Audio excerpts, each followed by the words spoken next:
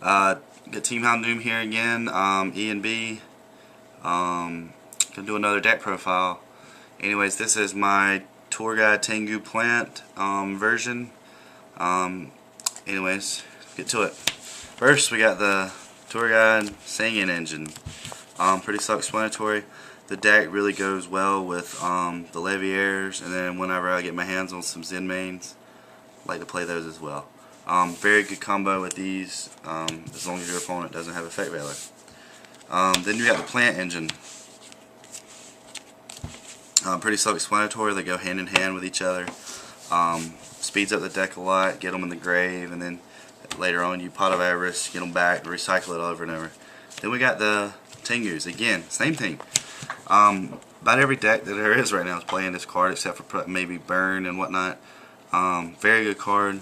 You can utilize it in a lot of different situations. You can stack them to go into exceeds.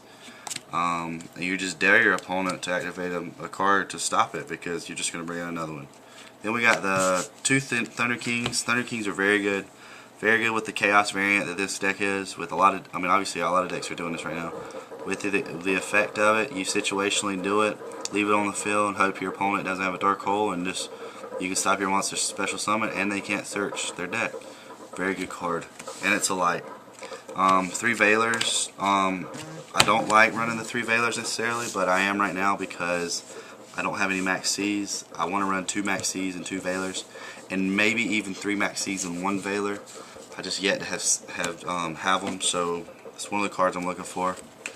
Got a BLS, the boss monster in the deck. Like again, pretty much every deck right now is running it that has any variation of Dark and Lights. Very good card. Wins games. Got a Plague Spreader. I like Plague Spreader. A lot of people have run away from Plague Spreader. It just gives you outs at certain situations. Have it in the grave, you have a big hand, and you just need to get out of something. It can come in very handy. It's a good card if you need. If it's struggling, you can side it out. I like the one Caius. I don't like more than one.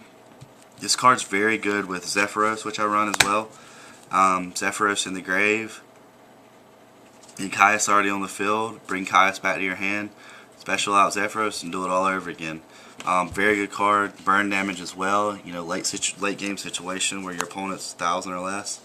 You can kill them in one turn. We got the one Raikou. The milling effect and the fact that it's light is very good in this deck.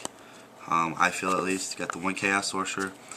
I don't like running more than one just because it gets too clogged up in my hand. I like the one because it allows you to go into things. A lot of times I'll have this card and I'll have a Plague in the grave, and what I'll do is I'll use its effect to blow up or to remove from play their big face-up monster like a Scrap Dragon or something. And then main phase 2, I will special summon the Plague and then special summon out a Stardust or something just to reinforce my field. And then the last card is the Gale. I like the Gale. Dark monster, its effect is great, and it's a 3-star tuner. Everything in that is plus. The tuner, it can go into your synchros. The 3, it can exceed out for you. And it can pretty much get over any monster that there is, except for something over something 2750 or higher. Then we got the magic or the spell lineup. One enemy controller, just because of the I run Scapegoats and you run the Dandelion, and it's just very, very, very good. I'm probably gonna run 2, but right now I'm running 1, just testing out. Got the Dark Hole, Staple. Scapegoat again, just to save your ass basically, and to tribute off for the enemy controller. Also, these are Earth, so you can easily go into Materia Beast if you're needing an out for Materia Beast or Barkion. Mind Control is pretty explanatory. You can take their monster, exceed with it, synchro out with it. Heavy, again, staple card. I'm down to 2 MSTs. I was running 3, but I draw them all the time. So I'm going to side the 3rd one, but I really like the MSTs. You never can, even if you have them all 3 in hand, they really come in handy. You get the one pot because you do synchro and you do special a lot, so 1 I feel like it's enough. I don't want to run none because it's a good card late game if you just need a plus right away. Pot of Avarice, you've got to play this card with plants, because your plants get in the grave and then your deck dies, but then you get them back in the deck and your deck is alive again. The Reborn, staple. I run the 2 Fiendish Chain. I might take one of these out, but I really like this card. It's just really situational. If you don't know what it is, first of all, it can save your butt as far as your opponent attacking, but it's got to be against an effect monster. But other than Rescue Rabbit, nobody's going to really be running many normal monsters. But say you're down to 2,000 life points, your opponent brings out a Caius, and they pop your top monster. Well, you can just stop its effect. Period. I should have said that at the beginning, but anyways, stops their effect, and it stops their attack if they're an effect monster. I run the Mirror Force. I just really think Mirror Force is good. Always have and always will until they ban it. I don't think they will. Trap Dust Shoot. Dust Shoot's very good. You get to see their hand. You get to set up against them. You know what they're doing before they do. 1 Compulse. I did run 2, but I'm down to 1 because I'm running the enemy controller now. But I like this card a lot because you can bounce any of their monster back to their hand, and then you know exactly what they have. I like the Call. Call's a card that I might side in, side out. It's just really situational. I like getting it late game. I don't like getting it early game, but it can win games and it can also lose games. You set it and the MST it, you're done. Then you got the Solemn Brigade. 2 Solemn Warnings, 1 Solemn Judgment. I find sometimes that 2 Solemn Warnings is a lot, but if you run them in the right time, like 2 early Solemn Warnings and then late Solemn Judgment, you can win games easy. But if you were to play Solemn Judgment early and then you have your warnings may be dead. That's it for the main deck. Then we have the extra deck. We have 1 Armory Arm with all the low stars and everything. It's very good. The Librarian with all the Synchro summoning. You gotta play it. You got the Stardust, as well as with it the Shooting Star Dragon. I haven't really got out my Shooting Star Dragon yet because I just started playing this deck, but it's a very good card. The Formula. Too bad you can't run more than 1. It's a very good card, and you can also put it back in the deck with your Pot of Avarice.